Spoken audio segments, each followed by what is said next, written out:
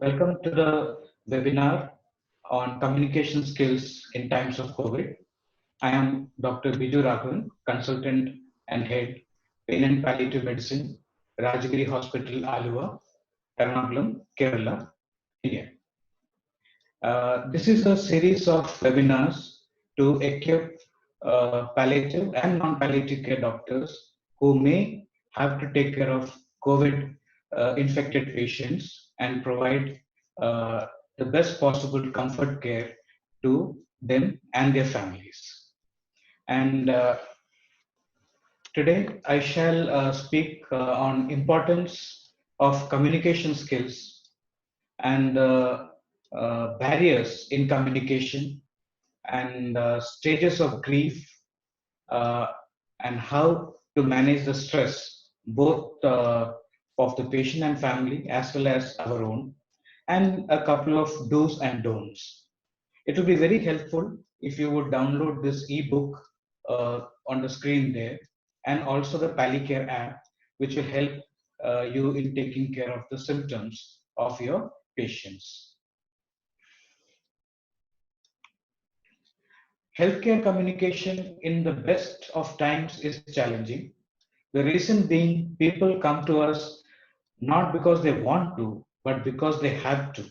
They are sick, they are in pain, and as a result, the starting point itself is a negative.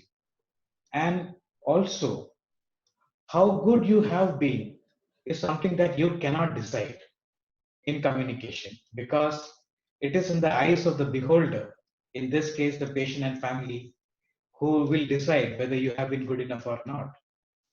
And as a result, the feedback is very important. The errors as a result of poor communication or inadequate communication can be up to 60 to 70%, and most of these are completely preventable. We all know horror stories of some medications which are look alike and sound alike being given and resulting in horrible consequences. So it is very important that we maintain good, adequate, clear communication in our professional dealings. Also, there is a financial outcome. Inadequate communication has been shown to cause a loss of up to $12.3 billion of the hospitals and institutions. This came up in a journal of healthcare management in 2010. Agarwal et al. Published this. So there is a consequence on the financial terms as well. We all get tested on our clinical competence all the time. While we were medical students, our authorities tested our medical knowledge, our teachers tested whether we were good enough in our physical examination, and our examination system made sure that we had the best problem solving skills before we became doctors. However, in most countries, communication skills is not given due importance, and as a result, in many places, during part of medical education or nursing education for that matter, communication skills are usually not tested. And as a result, this is one lacuna that we have in our system. Needless to say, good communication is very important in a doctor-patient relationship. It is multifaceted. There are many aspects to it. Good communication will lead you to better history and, as a result, better diagnostic accuracy. And along with it, if you understand the patient's socioeconomic status and the background and the patient story, you will be able to give a good prescription which is more practical for the patient to follow. And as a result, the patient's compliance would be good. Also, good effective communication has an important role in patient safety, as I mentioned in the previous slide. The thing to remember is that patient safety is also linked to chances of litigation. And in some places, it also has an implication on the medical professionals' physical well being. There's this study which came up in the Headache Journal 86. It's an old study which came out with this information that the best predictor for resolution of headache problems turned out to be the patient's perception that they had an opportunity to tell their story and discuss their concerns about the headache fully with their physician during the first visit.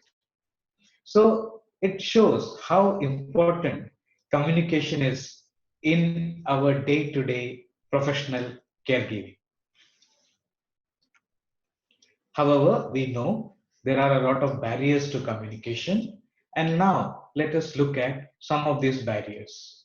Especially in the times of COVID, we are now relying more and more on technology because we have to keep social distancing. However, some of the barriers in technology would be whether we have good enough telephone coverage. There are many places in resource poor countries where telephone coverage is still poor. And what about network? We talk about telemedicine and video chatting, and right now you are accessing, and all of these things require network. What if the network itself is very poor or non existent? That is a technological barrier. And what about people? There can be many people, especially the vulnerable age group of patients who may be technologically challenged. They may not know how to use a webinar or how to use Zoom or how to access information and help through technology. So, our job is to liaise with people who can help us overcome these technological barriers. Sometimes our patients may be so anxious or so scared that they may find it difficult to communicate properly to us, or they may be so angry that communication becomes a barrier. And as a result, especially in times of COVID, where there is so much of lack of information and people are so scared, communication is a big challenge. Apart from that, in our day to day medical practice, we come across challenging situations where patients have diseases which affect communication. An example would be somebody in aphasia after a stroke. Now, it is not just the patients who are facing challenge, the whole society, especially in times of COVID, are having a lot of fear and stigma related to this infection. The simple reason is people are simple, gullible, and most of the time they are poorly informed. It is the responsibility of the government as well as professionals like us to ensure that we send out the correct information into the community and try to reduce and minimize the social barriers as much as possible.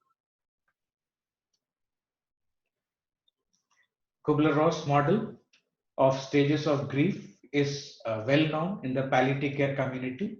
However, for the rest of my colleagues, it may be something new.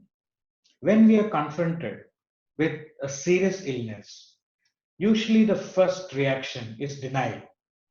This can't be happening to me. There's some mistake. The lab results are wrong. So, this kind of a reaction would tell you that the person sitting in front of you is in denial. Or once they get to know an information, they may erupt in anger. And anger is also a reaction to a stressful news.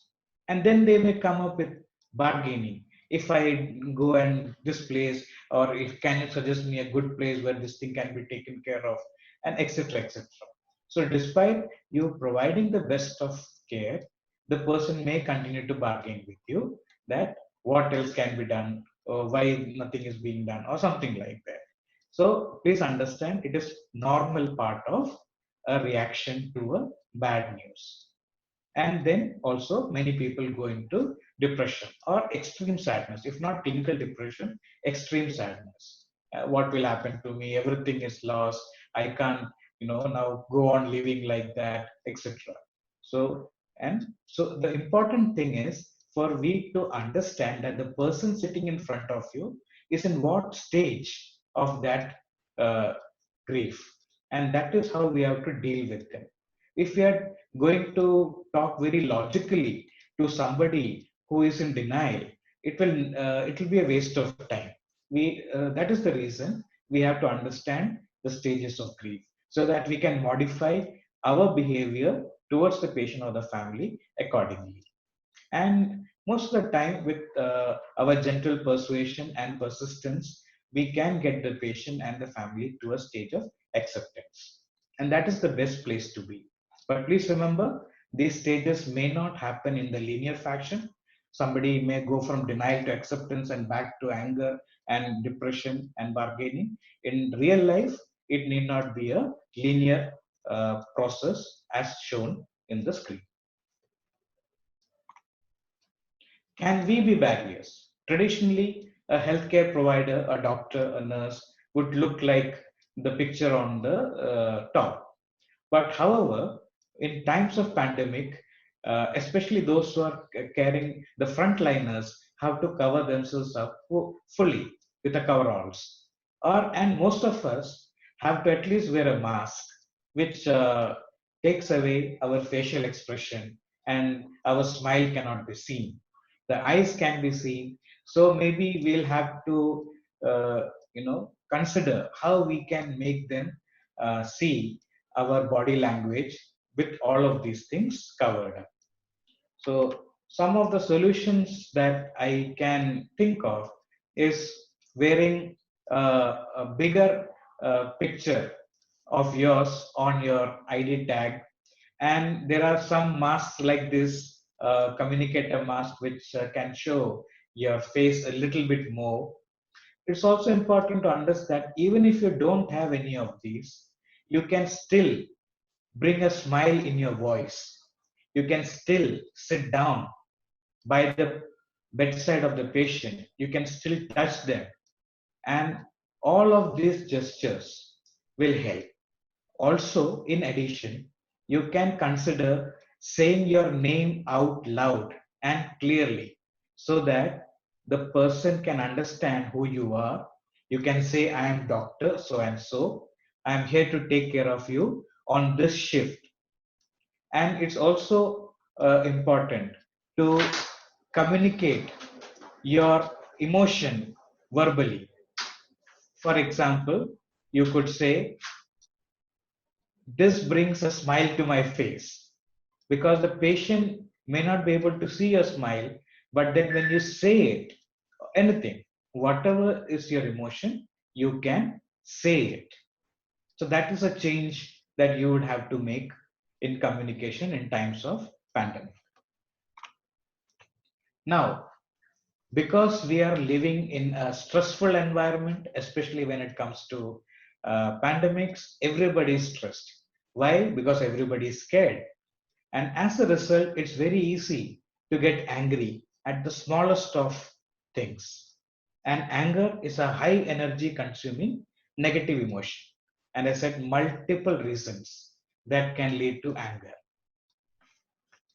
So, when we are dealing with a patient or a family member who is angry, and if we have the opportunity to have a face to face interaction with them, then remember it is important to facilitate the anger to flow away. And the simple way to do it is stand and listen. Because when somebody is angry, if we are sitting, it seems disrespectful and can increase the anger. And when somebody is very angry, they themselves cannot sit down, even if you ask them to. In fact, if you ask them to sit down when they are very angry, the anger can increase. So the simple thing to do is not to say anything, just stand up and listen. And while you're standing and listening, just slightly bend your spine forward, which is kyphosis. This shows respect. Don't bend too much, just a little bit. And also make a confident eye contact. So this posture is telling the person that I respectfully, confidently am listening to you. And when you are using this body language without saying anything, so the severe anger of the person is facilitated to flow. And then the anger may come down very fast. And once the severe anger is down, then you can ask the person that I want to know more. Can we sit down and discuss this? That is the time to invite them to sit down and allowing them to ventilate their anger even more. And this will help them dissipate their anger. And most of the time, that is good enough. However, if in this discussion anything that comes up which can be corrected, please do get those things corrected. And if appropriate, also apologize. It is not necessary to say sorry all the time. Sometimes not saying is also fine. The purpose of this is to reduce the anger and take care of the anger. That is the outcome. And hence, this is one way of reducing the stress and anger of patient and family. What about our stress?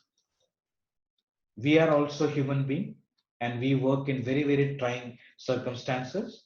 It is natural that we'll be scared, we'll be stressed, and it's easy that we may get angry. So the important thing is to take good care of yourself. Self-care is very important.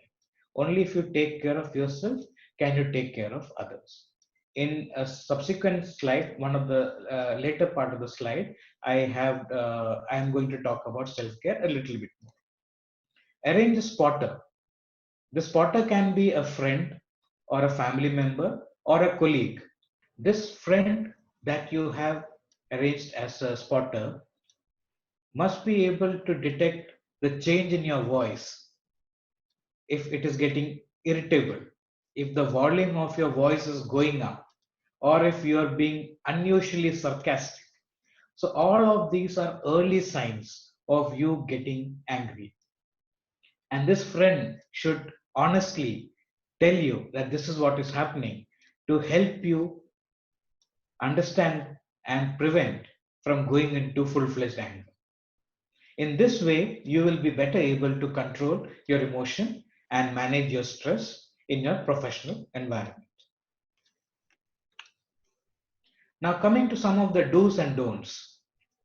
The body language is very, very important. Don't avoid eye contact. Don't be grumpy. Even if you're wearing a mask, don't be grumpy because that will reflect in your voice. Make eye contact, smile, because when you smile, even behind your mask, it shows in your eyes and the smile shows in your voice. Always have a warm and welcoming tone. These are some of the things that comes easy to us. Categorizing or labeling people. Oh, that's a very difficult patient. Oh, that's a irritable patient. Or this patient is a VIP patient. So the moment you categorize people like that, in our own eyes, in our own mind, we have created a barrier towards them. And in times of pandemic, when we are all very stressed out, using phrases that, oh, that's a COVID victim or that's a suspect, all of these kind of languages are categorizing. They are just patients with an infection. So we have to make sure that within us, we are not creating barriers by labeling or categorizing people. Just be non judgmental, accept people as they are. It is very easy to tell that this patient's behavior is not right. Remember, they are also scared. They are also not behaving in a rational manner. So respect people for what they are and who they are and accept them. And this will lessen the barrier within us. Many a times we resort to asking leading questions even without knowing that we are doing so. Your cough is better now, isn't it? Your pain is better now, isn't it? So all of these kind of question will perhaps scare a patient who is not very empowered to say, no, no, my cough, my pain is not better, my cough is not better. They will not dare to say when you ask a leading question. And as a result, you may get a wrong answer. So it is always good to ask an open-ended questions. Open-ended questions usually start with a how, where, when, why, etc. How are you today? When have you been having this cough? Since how long have you been having this cough? So all of these are open-ended questions. This gives permission to the patient to give you all the information that the patient wanted to give. This is very important. We may be in a profession where we deal with misery, suffering, pain on a day to day basis. For us, what the patient has brought in may not be such a big problem. But please remember, for every person, their problem, their pain, their suffering is the biggest problem in the world. So please do not minimize their problems as if it is nothing.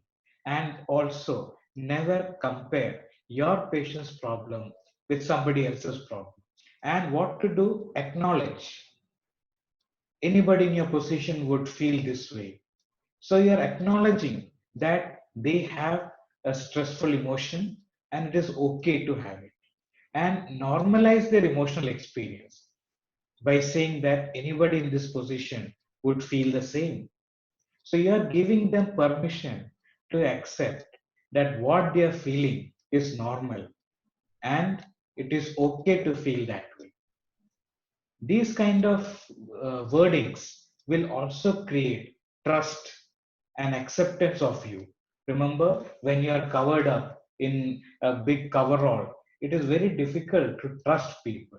So your words really matter. And never give false hopes. We may be in a very, very difficult situation, and our instinctive response is to tell a lie so that at least for the time being, the patient is fine. But remember what happens thereafter. Once you have told a lie, the patient will lose trust in you the moment the patient realizes that you have not been honest. So never give false hopes, but always give realistic hope. There is always something to be done. Even if the disease cannot be cured, there is always something to be done to keep people comfortable. Remember, to cure sometimes is something that is part and parcel of our medical education. We learn how to diagnose and treat disease, but most of the diseases are not treatable. Comfort always is something that we can always do. So always give realistic hope. Your disease may not be progressive, but I'll do my best to keep you comfortable as long as it is needed. So words like these are very, very comforting. In palliative care, we always give realistic hope, even to patients who are terminally ill and perhaps in the active stages of dying, because it is never, never a good place to be in. And hope is the only thing you can cling on to. So always give realistic hope, but please don't give false hopes.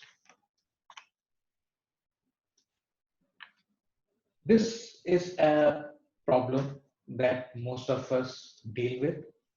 Many a times when people say, I'm so worried, I'm so scared, we may give a cliched answer. Don't worry, I am there with you. Why are you afraid? We are all there for you. Or we may give some kind of cliched answer. In times of COVID, we may even give the statistics, something like 80% people don't have any problem, don't worry, and things like that. But please remember, this could be our assumption that this is what the patient is afraid about. What if the patient is worried about how will my children eat tonight? And if we don't ask, we will never know what the patient is thinking or what the family member is thinking. So never assume. Ask and you shall get an answer. So make it a habit of asking, why are you afraid? Why did you say what you said? And people will come up with the reasons why and what they said. Now, when this happens, remember, there may be situations where you really don't have a solution to provide. You may not be able to feed their children. But even if you are not able to provide a solution, please remember allowing them to ventilate their stress itself has some healing property. It is not a complete solution, but it is something.